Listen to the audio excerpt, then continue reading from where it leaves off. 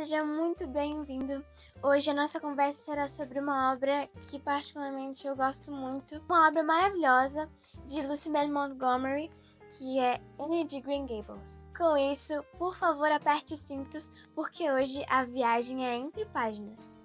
Então, começando, vou falar um pouquinho sobre os tipos de leitores que provavelmente vão gostar dessa história. Esse livro é indicado para leitores de todas as idades, especialmente adolescentes e adultos que gostam de histórias clássicas com personagens bem construídos. É perfeito para leitores que gostam de narrativas calmas, cheias de sentimentos, com lições sobre amizade, família e identidade. Eu sou um tipo de leitora que gosta de narrativas calmas, cheias de sentimentos, como eu falei antes, e é um tipo de leitura, esse livro, que me trouxe muita tranquilidade enquanto eu lia, e muito interesse também. É calmo, mas é interessante, isso que eu gosto muito nesse livro. Anne de Green Gables é um livro que acompanha a história de uma jovem órfã que é enviada por engano para morar junto com os dois irmãos solteirões, a Marilla e o Matthew Cuthbert, em uma fazenda chamada Green Gables, na pacata cidade de Avonlea. Anne é uma garota sonhadora, imaginativa, falante e cheia de personalidade. Com sua visão poética do mundo e um coração generoso, ela transforma a vida das pessoas ao seu redor e também precisa lidar com regras, responsabilidades e as realidades da vida. E principalmente a narrativa se concentra no seu crescimento pessoal, sua adaptação à vida nova, suas amizades e os desafios que enfrenta enquanto amadurece. Resolvi também fazer uma análise crítica um pouco mais a fundo do que um resumo, simplesmente, mas sem spoilers ainda. Anne de Green Gables é uma história encantadora sobre crescimento, aceitação e a beleza das pequenas coisas da vida. A narrativa é leve, com toques de humor e poesia, especialmente por causa da personalidade única da personagem principal. A autora descreve com riqueza de detalhes as paisagens da Ilha do Príncipe Eduardo, criando um cenário quase mágico. Anne é uma protagonista cativante, cheia de falhas humanas, mas com um coração imenso. O livro também trata sobre temas mais sérios, como preconceito, perdas e amadurecimento, mas sempre com sensibilidade. A escritora, na minha opinião, usa muito bem as palavras para descrever detalhadamente os sentimentos, as características dos personagens, o que torna eles mais vivos enquanto você lê a história. E, na minha opinião, eu acho isso extremamente incrível.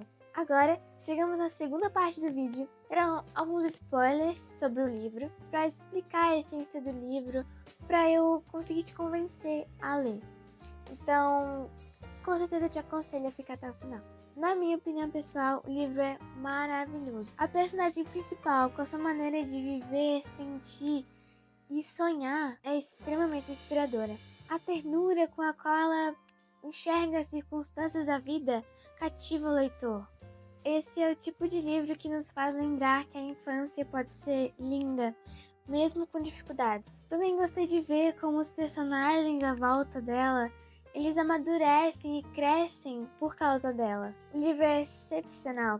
Eu me identifiquei com o livro, para falar a verdade, pois não faz muito tempo que eu tinha a mesma idade que a Anne no primeiro livro sobre ela. E olhando para trás, é nítido que, pela graça de Deus, eu consegui evoluir, porém, tendo muito que aprender e amadurecer ainda. De fato, Deus quer que todos os seus filhos alcancem a maturidade. Quem é maduro não cai facilmente nas armadilhas do inimigo e sabe como vencer a mentira e a tentação com a ajuda de Jesus. Pela graça de Deus, todos podemos crescer mais em Jesus. Quando atingimos um certo nível de maturidade, temos ainda mais capacidade de ajudar outros crentes a crescer.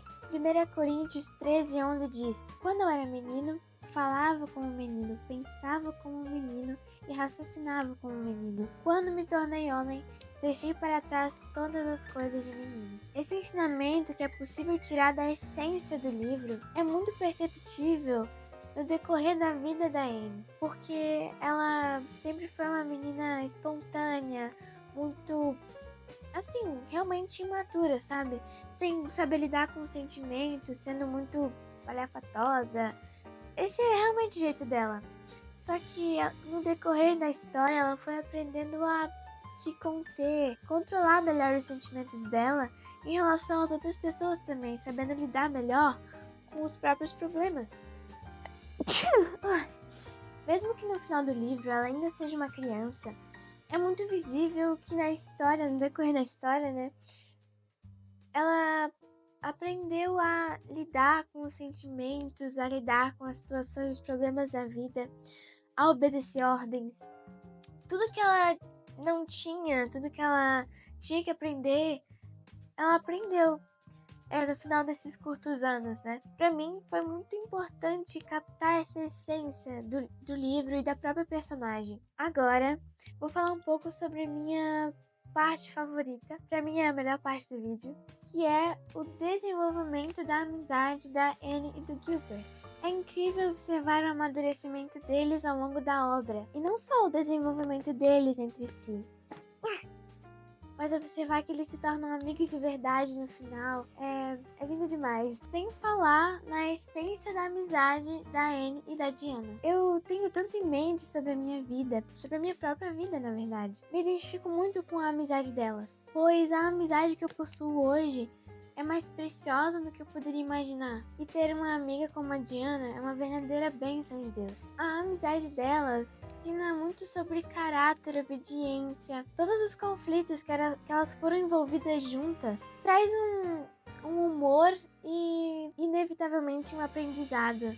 Você provavelmente não é mais criança lendo o livro. Eu era, mas você pode não ser. Mesmo assim, essa narrativa da amizade delas pode muito facilmente trazer a memória de quando você era mais novo, inocente. A maioria dos personagens é criança, então a inocência está muito presente na fala, nas ações dos personagens, te traz um pouco mais para trás ainda da sua vida e você lembra que você era muito parecido. Isso é de certa forma engraçado. Ainda num tema mais Anne e Diana, eu prezo muito para que você também tenha uma companhia pura e eterna como essa. Graças a Deus tive a oportunidade de experimentar isso, mesmo tendo amigos, mas procurando aquele amigo de verdade. Eu te digo que você tem o melhor amigo mais próximo do que você imagina, Jesus Cristo, o Espírito Santo, que tá do seu lado sem você perceber 24 horas por dia. Imaginar que você pode conversar com um real melhor amigo,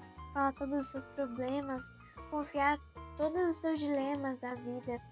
E é muito importante você ter essa visão de que Deus é o seu Pai, é o seu Deus, né? É o seu Senhor, mas também é o seu melhor amigo. Eu acho que eu não esqueci nada de importante para falar sobre o livro, principalmente na minha opinião, que vai muito provavelmente influenciar você a ler ou não. Mas eu espero muito que eu tenha convencido você a ler o livro, essa obra maravilhosa. Deus abençoe muito a sua vida e que você tenha uma ótima leitura.